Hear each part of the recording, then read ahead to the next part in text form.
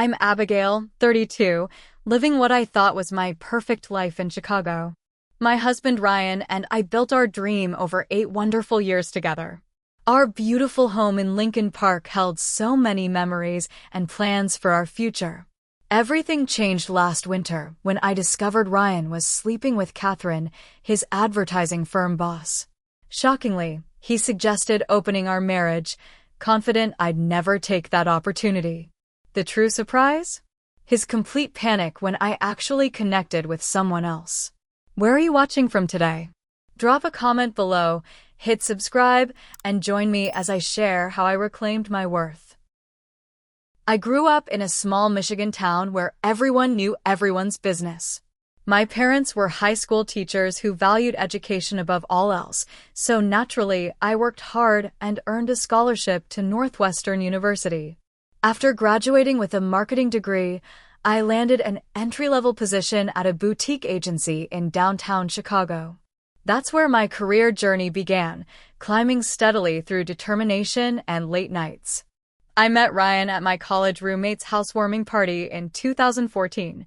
He stood in the kitchen, mixing drinks and entertaining everyone with stories about his recent trip to Thailand.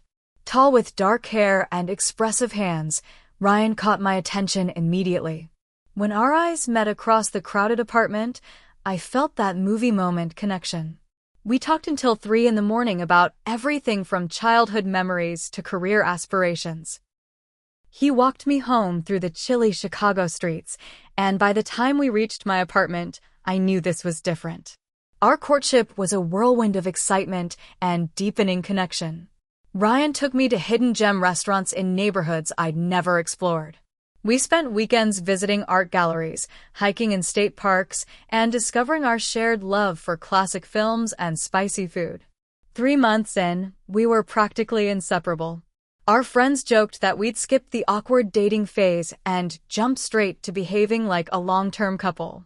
The proposal came during a weekend trip to Lake Michigan. We rented a small cottage with a private beach, and Ryan suggested a sunset walk. As the sky turned brilliant shades of orange and pink, he dropped to one knee in the sand.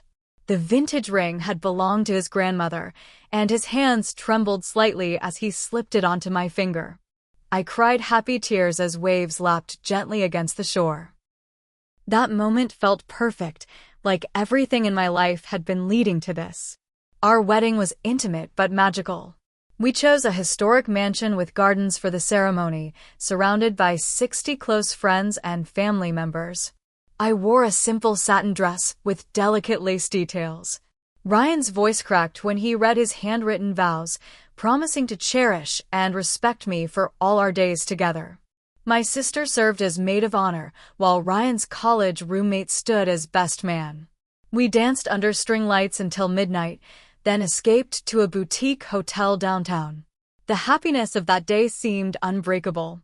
The first 2 years of marriage were everything I'd hoped for.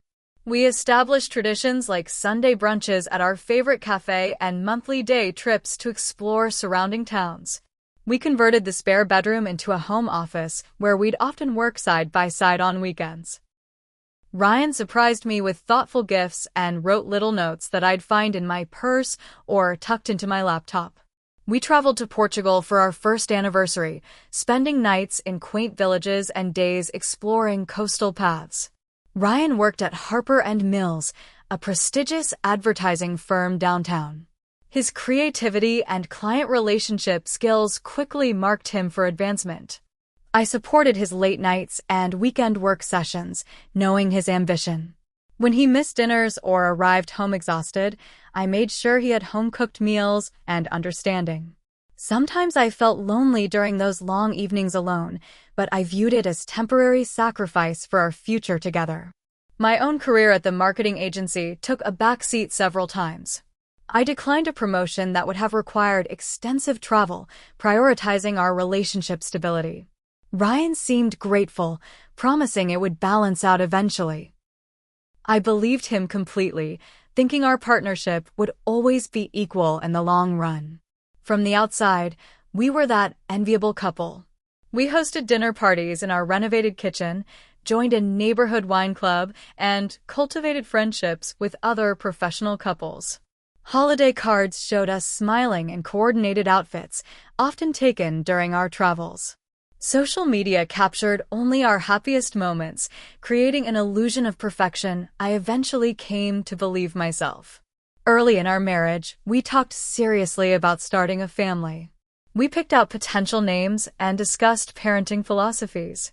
But practical considerations kept delaying our plans. First, Ryan wanted to reach a certain position at work. Then, we decided to renovate our condo. Later, a potential job change had us postponing again. Each time, I swallowed my growing disappointment and adjusted my timeline. The dynamic shifted noticeably after Ryan received a major promotion 3 years ago. Catherine Williams had just taken over as creative director, and she immediately recognized Ryan's potential.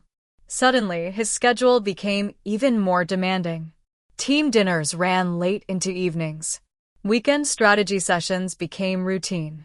International client meetings took him away for days at a time. I tried not to resent these changes. After all, this was what we'd worked toward. But celebrations of my accomplishments grew shorter, while discussions of his work dominated our conversations. Date nights got canceled with increasing frequency. When we did spend time together, Ryan seemed distracted, constantly checking his phone for messages from the office. The loneliness crept in slowly. I maintained our social calendar and kept up appearances, but inside, a growing emptiness formed. Friends noticed Ryan's absences, but accepted my practiced excuses about his demanding schedule. I became expert at smiling through couples events alone, explaining that my husband was just finishing something important at work. Looking back, I should have recognized the warning signs when Ryan began mentioning Catherine in every conversation. He described her Harvard background, her innovative campaign approaches, her impressive client roster. Initially, I felt glad he had a mentor who valued his talents. But his admiration bordered on obsession.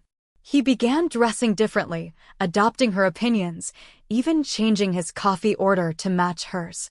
Still, I dismissed my unease as insecurity, never imagining what was actually developing right before my eyes.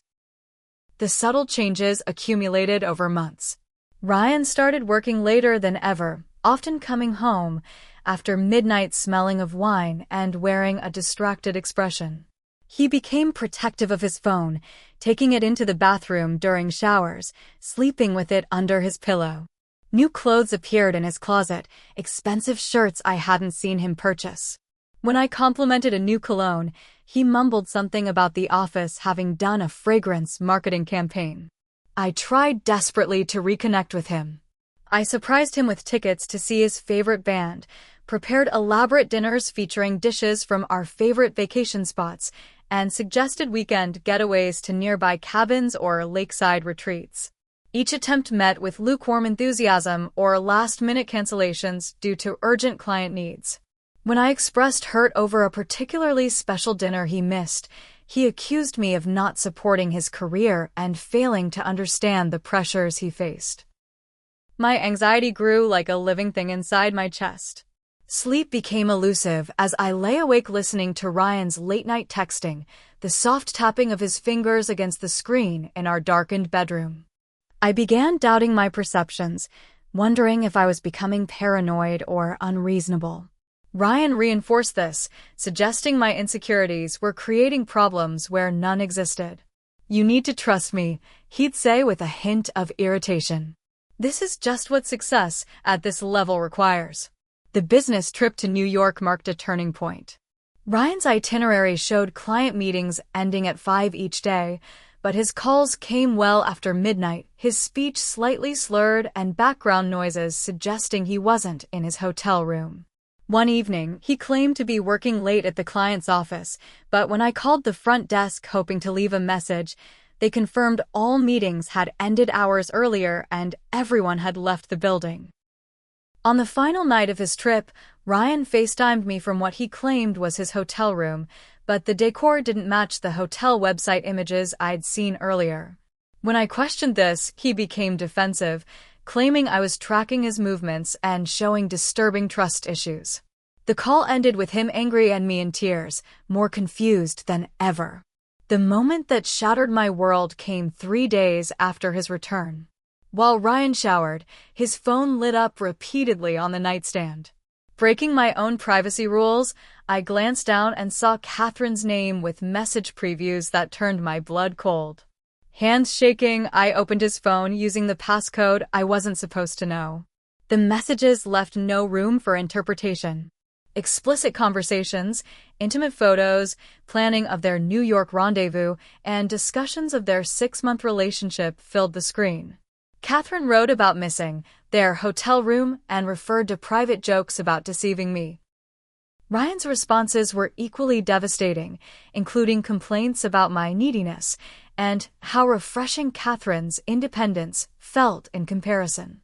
When Ryan emerged from the shower, I sat motionless on the bed, his phone in my hand and tears streaming silently down my face. His expression shifted from shock to anger to defeat in seconds. "It's not what you think," he started. Then, seeing my expression, amended to, "Okay, it is, but it's complicated." What followed was a conversation that redefined our reality. Ryan initially denied the seriousness of the relationship, claiming it was mostly physical and didn't mean anything. When I confronted him with specific messages contradicting this, his story evolved. Catherine understood his ambitions in ways I couldn't, he claimed. She operated in his professional world and could advance his career. The affair had started during a company retreat and intensified over monthly business trips. "You've been so focused on our home life," he justified, somehow twisting his betrayal into my failure. Catherine challenges me intellectually and professionally. "But I love you, Abby. I never stopped loving you." The physical impact hit immediately. My appetite vanished completely. Sleep came only in exhausted, tear-soaked bursts. Concentration became impossible at work as conversations replayed endlessly in my mind. I questioned every memory, wondering what had been real and what had been performance. Had he been with her on our anniversary? Was he thinking of her during intimate moments with me? The mental torture was relentless. The night after the discovery, I locked myself in our guest bathroom and called my sister Lauren in Boston. Her immediate response was to offer to fly out, but I couldn't bear anyone witnessing my humiliation. Instead, she stayed on the phone for hours as I cycled through rage, devastation, and numbness. "This isn't about you," she kept repeating. "This is about his weakness, not yours." Ryan spent the next week in full damage control mode. He deleted Catherine's contact, offered complete phone access, and swore the relationship was over. He suggested couples therapy and sent daily flower deliveries to my office. The night he broke down crying, claiming he couldn't bear losing me, I reluctantly agreed to try repairing our marriage. The therapist, Dr. Winters, came highly recommended for couples in crisis. During our sessions, Ryan appeared genuinely remorseful, speaking about childhood abandonment issues and fear of failure that had led to his self-destructive choices. Dr. Winters guided us through communication exercises and helped establish boundaries for rebuilding trust. For a few weeks, it seemed we might salvage something from the wreckage. Then came the second discovery. Ryan had created a new email account, accessible from his work computer, where communication with Catherine continued uninterrupted. A colleague who knew about my situation spotted them having an intimate lunch and felt obligated to tell me. When confronted, Ryan claimed they were just discussing how to maintain professional boundaries, but couldn't explain why this required meeting in a secluded restaurant 30 minutes from their office. The revelation crushed what little trust had begun rebuilding.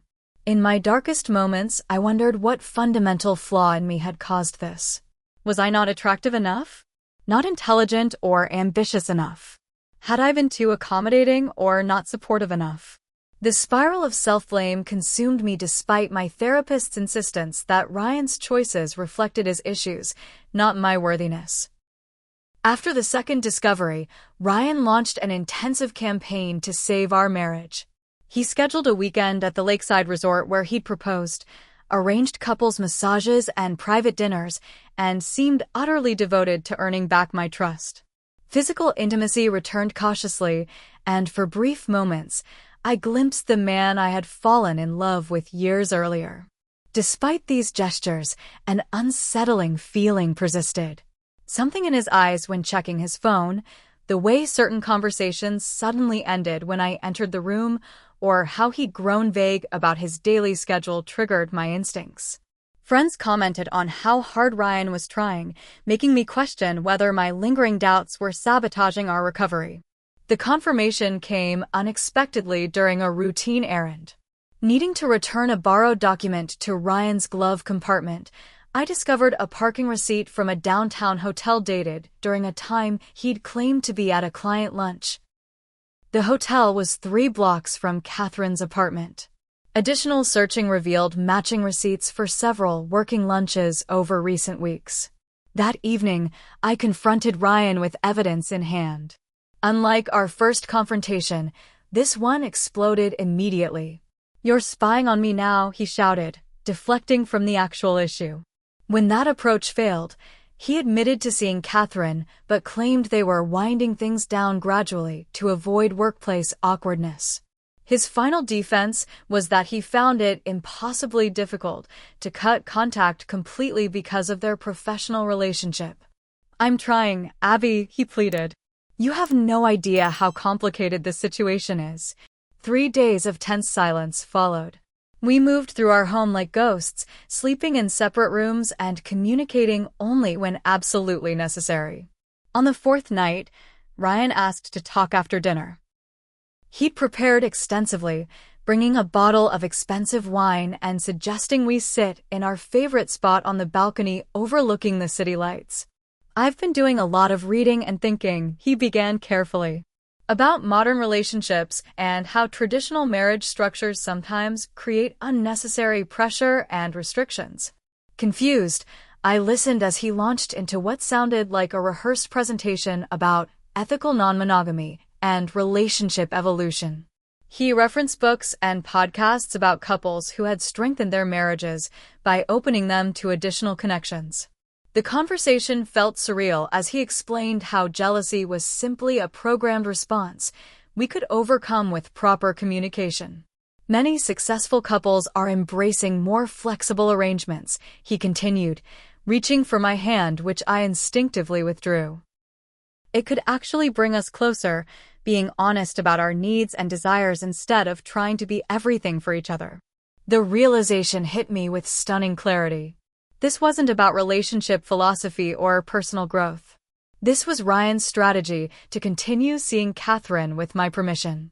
After months of deception, he was attempting to legitimize his affair by reframing our entire marriage. The manipulation was so transparent it left me speechless. "I think we should consider trying an open marriage," he concluded, mistaking my silence for consideration. "We could set boundaries that work for us. Many couples find it actually improves their primary relationship." When I finally found my voice, it emerged surprisingly steady. "This isn't about expanding our relationship model, Ryan. This is about you wanting to sleep with Catherine without lying about it anymore." His expression confirmed everything. "That's not fair," he protested weakly. "I'm trying to find a solution that meets both our needs." "Both our needs," I repeated incredulously. "I need honesty and faithfulness, which apparently are too much to ask." During our next therapy session, Dr. Winters identified the fundamental problem with Ryan's proposition. "There's a significant power imbalance here," she explained. "Open relationships can work, but they require a foundation of trust, transparency, and mutual desire.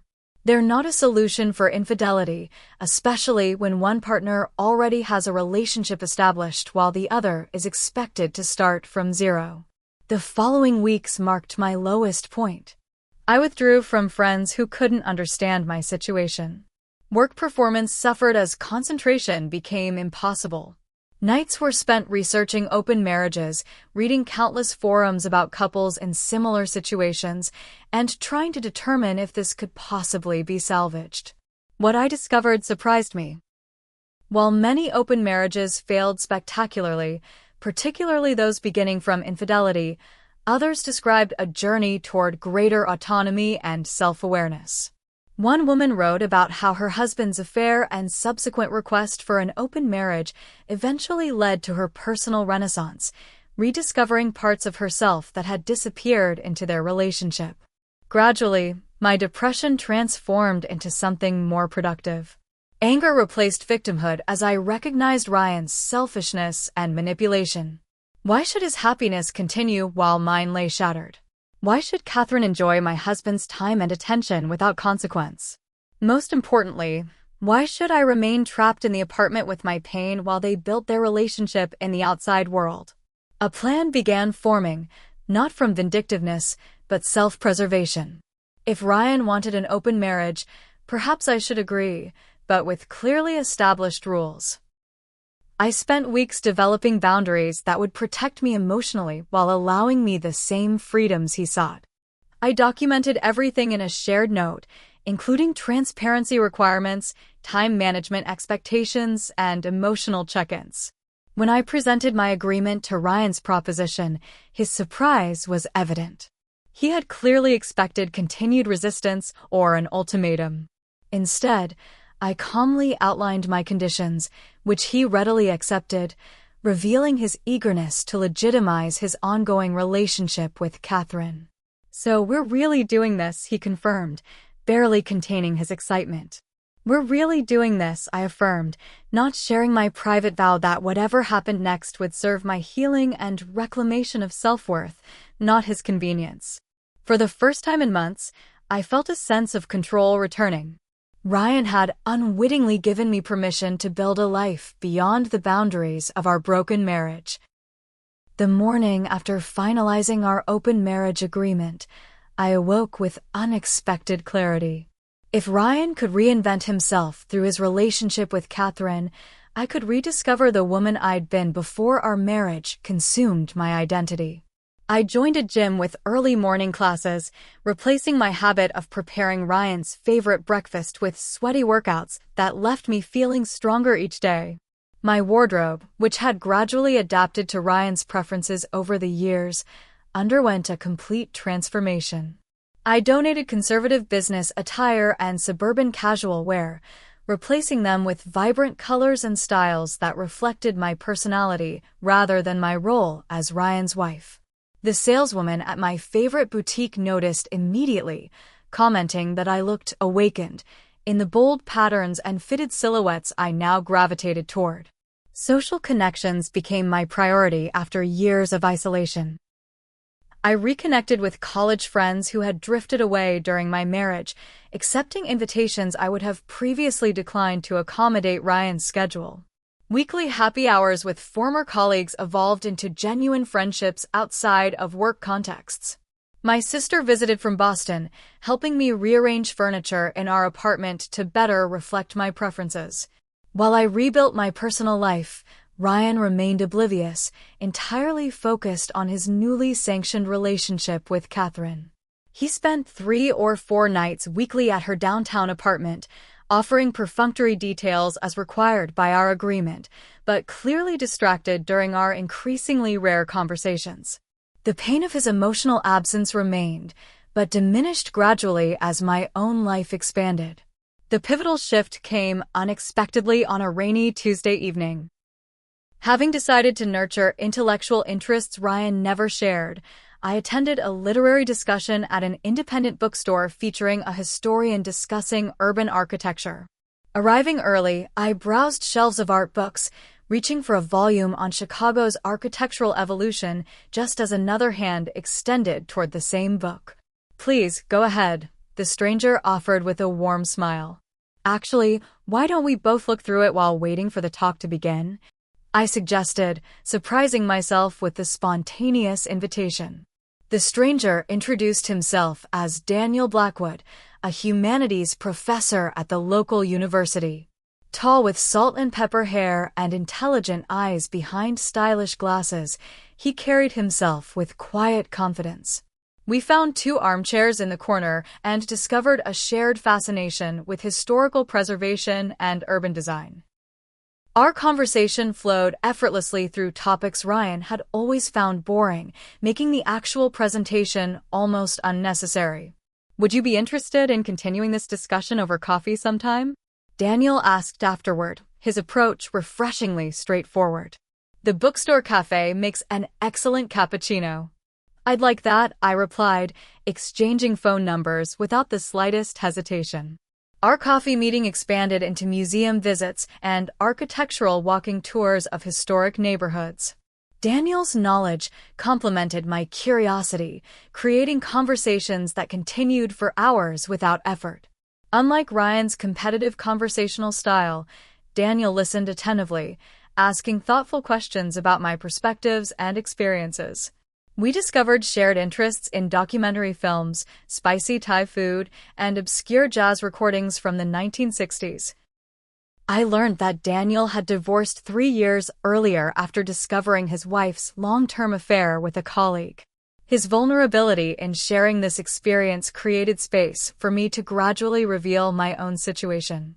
Unlike friends who offered platitudes or urged reconciliation, Daniel understood the complex emotions of betrayal without judgment.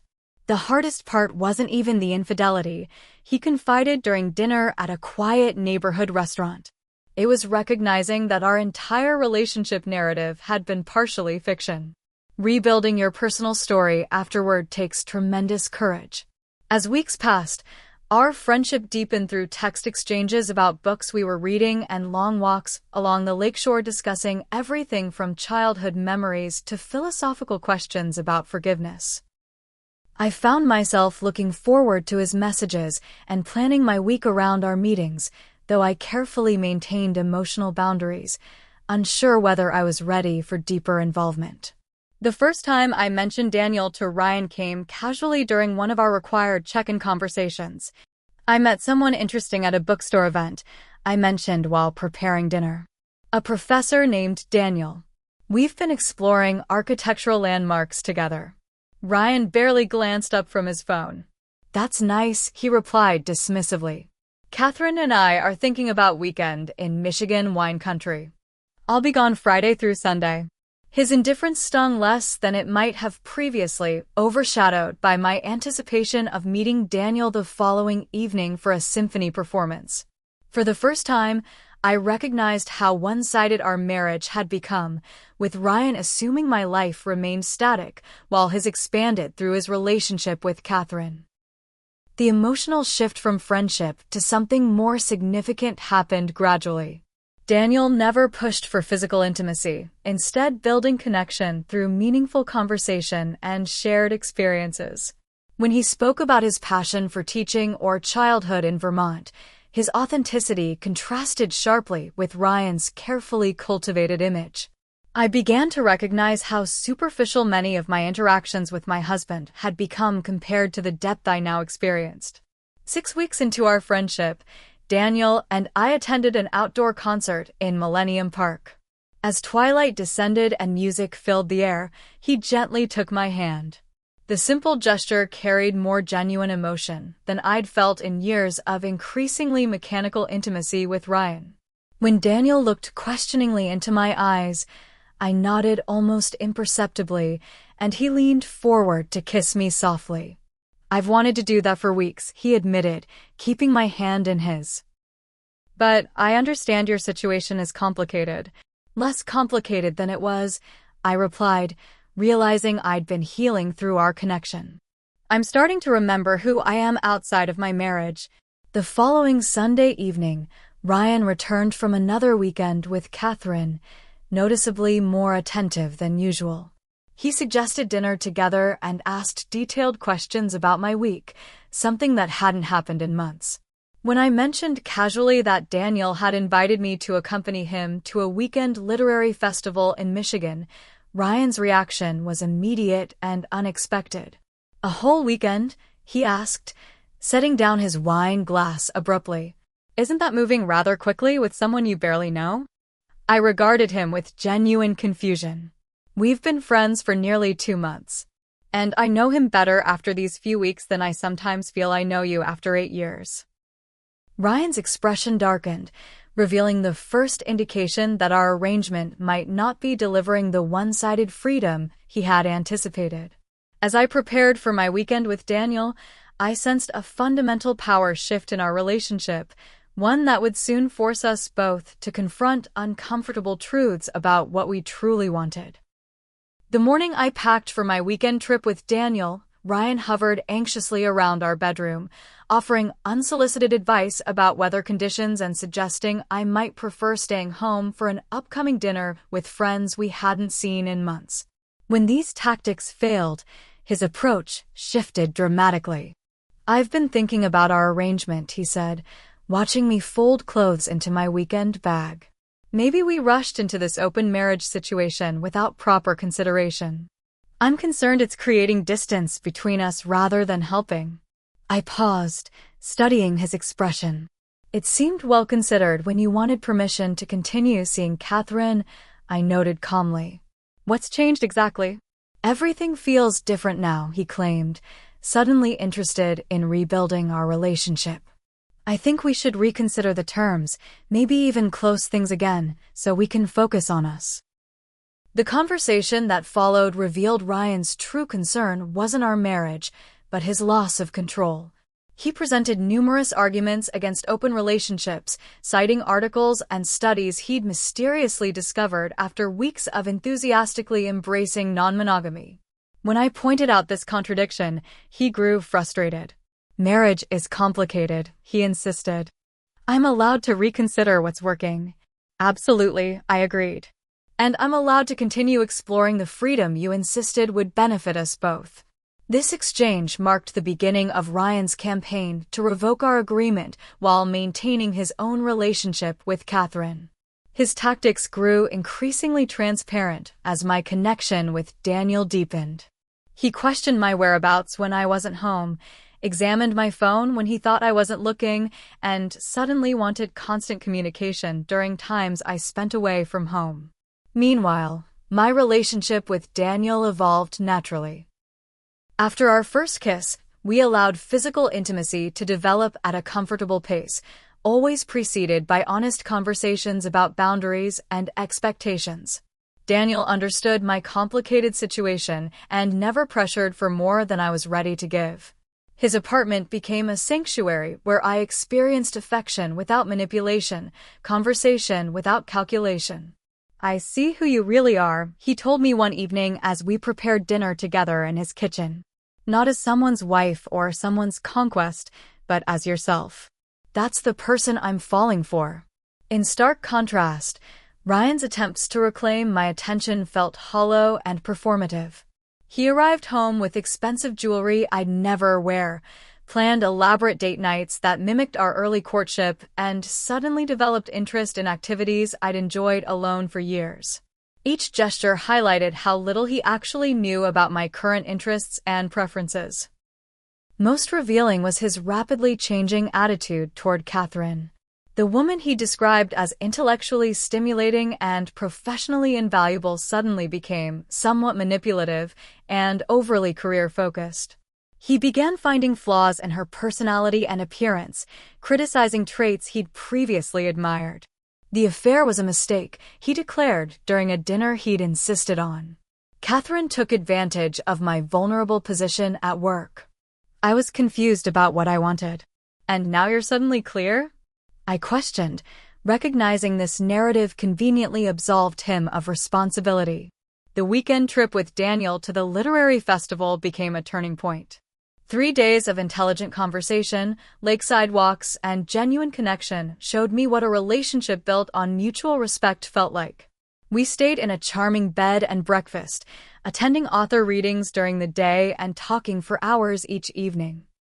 When we made love for the first time in his room overlooking the garden, I experienced an emotional connection that had been missing from my marriage for years. "I'm not expecting any promises," Daniel said as we drove back to Chicago. "I know your situation is complex, but I want you to know that whatever you decide, meeting you has been a gift." Ryan's reaction to my return bordered on theatrical. He waited up despite the late hour, pacing our living room with obvious agitation. When I entered, he launched immediately into questions about where I'd stayed, whether we'd shared accommodations, and details about physical intimacy that our agreement specifically designated as private. "I can't do this anymore," he declared, eyes welling with tears. "The thought of you with someone else is destroying me." I made a terrible mistake suggesting this arrangement. Before I could respond, my phone rang with Catherine's name flashing on the screen. Seeing my confusion, Ryan admitted he had ended their relationship that afternoon, telling her our marriage needed attention. Catherine's angry call revealed Ryan had blamed me entirely, claiming I'd forced him to choose by threatening divorce. "Is that true?" I asked after ending the call. "Did you tell her I gave you an ultimatum?" His hesitation confirmed everything. This wasn't about loving me or saving our marriage. This was about maintaining control and preserving his image. The realization unlocked years of suppressed feelings, and I finally expressed truths I'd buried beneath accommodation and compromise. "You didn't respect me enough to be faithful," I said, my voice steady despite my racing heart. "You didn't respect me enough to end your affair when caught. You didn't respect me enough to take responsibility for your choices. Instead, you manipulated our marriage vows to suit your convenience, then abandoned that position the moment it no longer exclusively benefited you." Ryan broke down completely, admitting his fear of losing me had only surfaced when another man entered the picture. Through tears, he confessed that seeing me build a connection with Daniel made him realize what he stood to lose. "I never stopped loving you," he insisted. "I just lost sight of what that meant." Looking at him, I finally saw clearly what I'd been gradually realizing over months. "Love without respect isn't love at all," I said quietly. "It's possession. And I deserve more than being someone's possession." In that moment of perfect clarity, standing in the living room where we'd built so many memories, I made the declaration that would redirect my future. "I won't be manipulated anymore, Ryan. Not by your tears, not by your promises, and not by your selective memory of our history. Whatever happens next will be my choice based on what I need, not what's convenient for you." The morning after our confrontation, I called my office and requested a week of personal leave. Ryan had already left for work, leaving a handwritten letter filled with promises of change and pleas for another chance.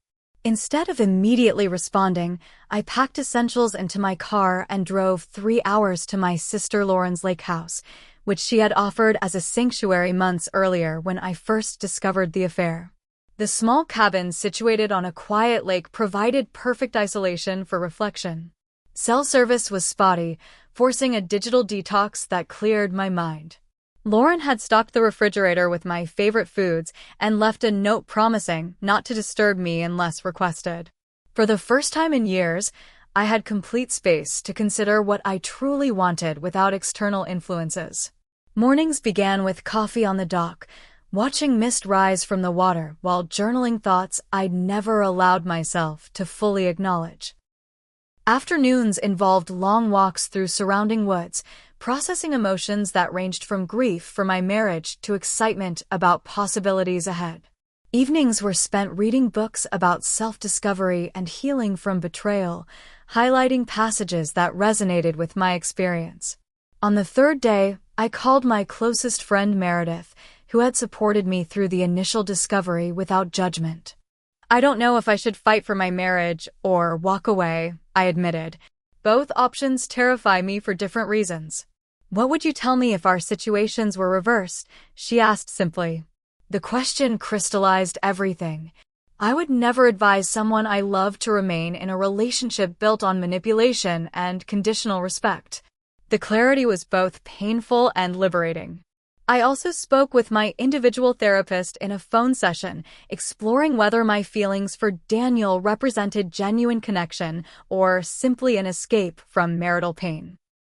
She helped me recognize that while timing complicated matters, my attraction to Daniel reflected values I truly sought in relationship, not merely reaction to Ryan's betrayal. "Whatever you decide about your marriage should be independent from potential relationships," she advised. First, determine what you need, then consider how different paths might fulfill those needs. Ryan's attempts to contact me grew increasingly desperate throughout the week. Text messages evolved from respectful inquiries about my well-being to emotional appeals about our history together. Flower deliveries arrived daily at the cabin despite my not sharing my location, revealing he had accessed my phone location data without permission. This boundary violation only reinforced my growing certainty. Daniel's approach provided stark contrast. His single message expressed support for my process without pressure. Taking space shows tremendous self-respect. I'm here whenever and however you need, even if that means stepping back completely. By the week's end, I had reached decisions that felt authentic rather than reactive. I returned to Chicago on Sunday evening, prepared for the difficult conversations ahead.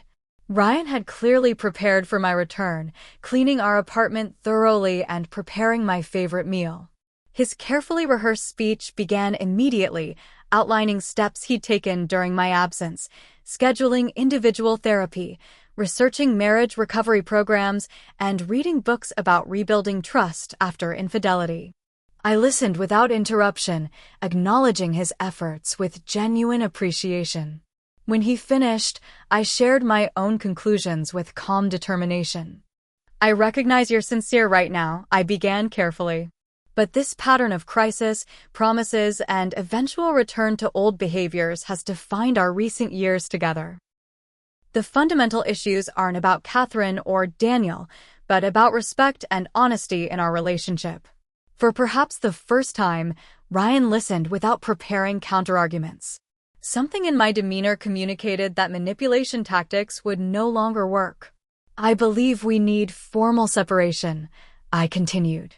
Not as punishment or revenge, but because I need space to determine whether our relationship can actually heal or whether we've damaged the foundation beyond repair. His immediate protests revealed lingering expectations that emotional appeals would change my mind. When these failed, he suggested couples intensive therapy and vacation together to reconnect. Each suggestion focused on quick solutions rather than addressing root problems, confirming my decision. I've consulted an attorney, I said when his suggestions finally exhausted themselves. I'm not filing for divorce immediately, but I am establishing boundaries during our separation that will be legally recognized. The reality of potential divorce transformed Ryan's approach entirely. Suddenly, practical matters like finances and property became his focus, revealing priorities that had remained hidden beneath romantic gestures. We agreed to a 3-month separation with clearly defined terms regarding communication, financial responsibilities, and personal boundaries. While Ryan processed this new reality, I contacted Daniel to explain my decision. I need to resolve my marriage definitively before exploring us further, I explained during coffee at a neutral location. Rushing from one relationship to another would only continue patterns I'm trying to break. His response reinforced what made him different from Ryan. I respect your process completely, he said without defensiveness. Clarity about your marriage needs to come first. I'll be here if and when you're ready, but I support whatever path brings you peace. The logistics of separation proceeded swiftly. I found a furnished apartment near my office with a 3-month lease, providing independence without permanent commitment. Friends helped move essential belongings on a weekend. Ryan visited his parents. The physical separation immediately reduced anxiety I hadn't even recognized was constant in our shared space. Ryan's attempts to delay or modify our agreement revealed manipulative patterns more clearly from my new perspective. He created artificial emergencies requiring my presence at our apartment. He suggested counseling sessions at times conflicting with work commitments I couldn't change. He enlisted mutual friends to convey his suffering and advocate for reconciliation. Each manipulation attempt strengthened my resolve and clarity. From my separate space, I established firm boundaries through direct communication rather than emotional responses. I understand this is difficult, became my mantra, followed by consistent reinforcement of our agreed terms. My separate life developed natural rhythms untethered from Ryan's needs and schedules. I reconnected with early morning yoga classes I'd abandoned years earlier when they conflicted with preparing Ryan's breakfast. Weekends formerly spent maintaining our social calendar opened for spontaneous exploration of neighborhood farmers markets and community events. Colleagues noticed renewed energy and focus in my work, leading to new project opportunities one embraced enthusiastically. Daniel remained respectfully present without pressure, occasionally texting articles related to our shared interests or inviting me to public events with clear indication that friendship remained his only expectation. His patience demonstrated emotional maturity that highlighted what had been missing in my marriage. As the separation progressed, I began recognizing my contribution to our dysfunctional patterns. My willingness to accommodate Ryan's needs while minimizing my own had enabled his self-centeredness. My fear of conflict had prevented necessary confrontations before problems became insurmountable. This awareness didn't excuse Ryan's betrayal, but helped me understand how I could establish healthier relationships moving forward. 2 months into our separation, I knew with certainty that our marriage had ended long before I moved out. What remained was gathering courage to formalize this reality and begin truly independent life not as Ryan's wife or Daniel's potential partner, but as myself, reclaiming the autonomy I'd gradually surrendered over 8 years together. The divorce proceedings began with a simple filing through my attorney. Despite Ryan's continued belief that reconciliation remained possible, my certainty never wavered once the decision crystallized during separation. The legal process proved less emotionally devastating than anticipated, perhaps because the true grief work had occurred during months before official documents entered the picture.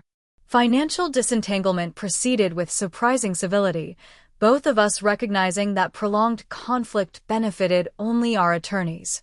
We sold our condo, divided assets according to our prenuptial agreement, and established separate financial lives with minimal drama. Friends divided naturally between those who understood my decision and those who couldn't see beyond traditional expectations about marriage preservation at all costs. My new apartment became a canvas for self-expression. Unlike our shared home decorated through careful compromise and consideration of Ryan's preferences, this space reflected solely my aesthetic. Bright textiles from international travels previously stored away emerged as focal points. Bookshelves displayed volumes Ryan had relegated to storage. Houseplants thrived in sunny windows, creating the indoor garden I'd always wanted but never prioritized. The emotional landscape proved more complex than practical matters. Some days brought unexpected grief waves over future plans now abandoned. Other mornings awakened me with profound relief and freedom. I learned to allow both experiences without judgment, recognizing that healing follows nonlinear paths. My therapist helped navigate this terrain, validating progress while normalizing setbacks.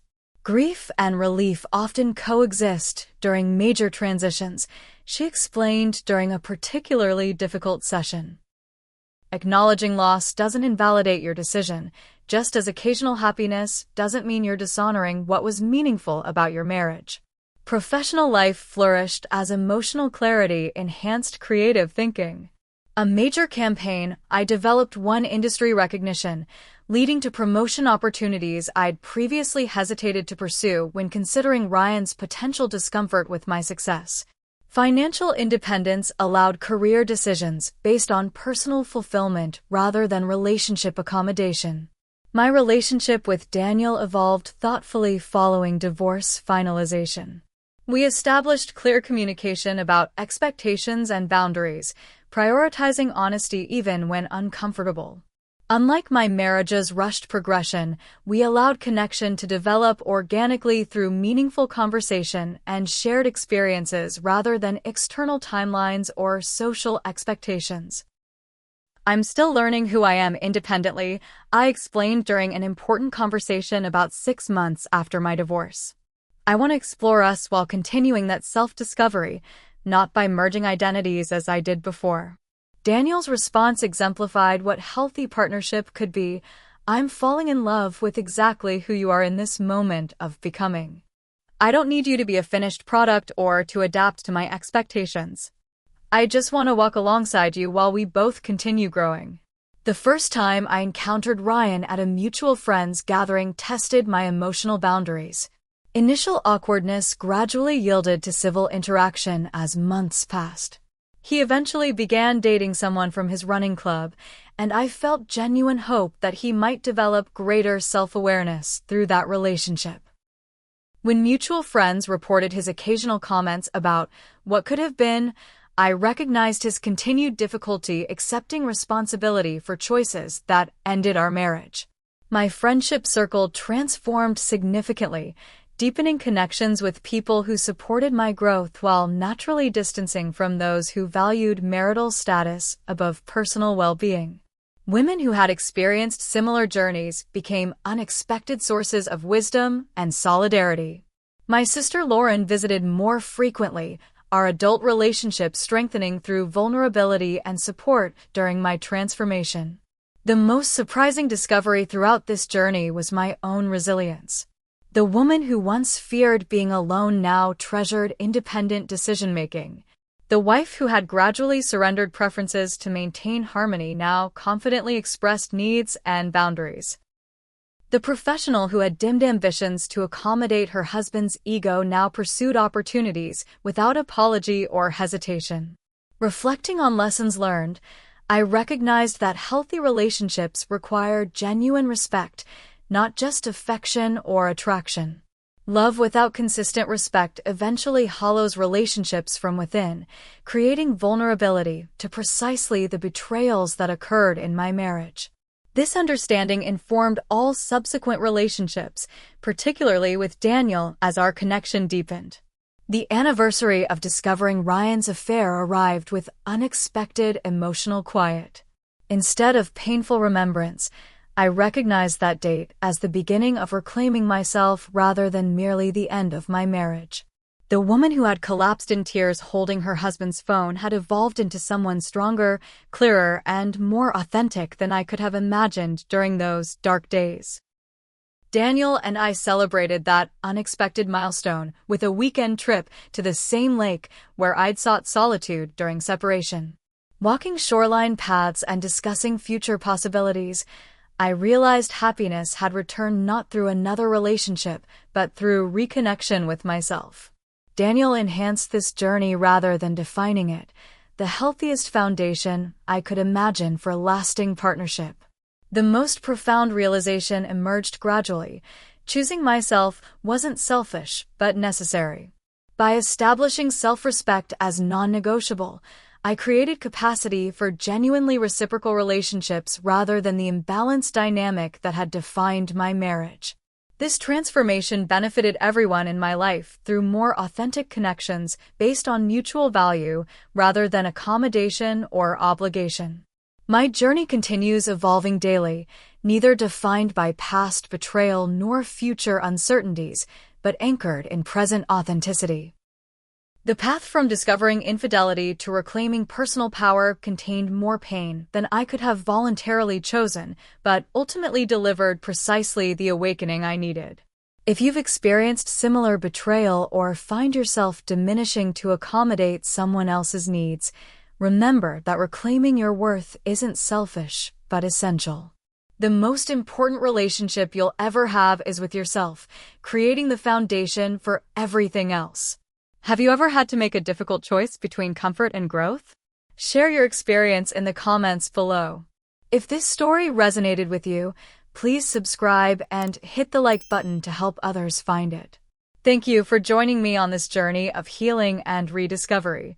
Remember, sometimes the most painful endings create space for the most beautiful beginnings.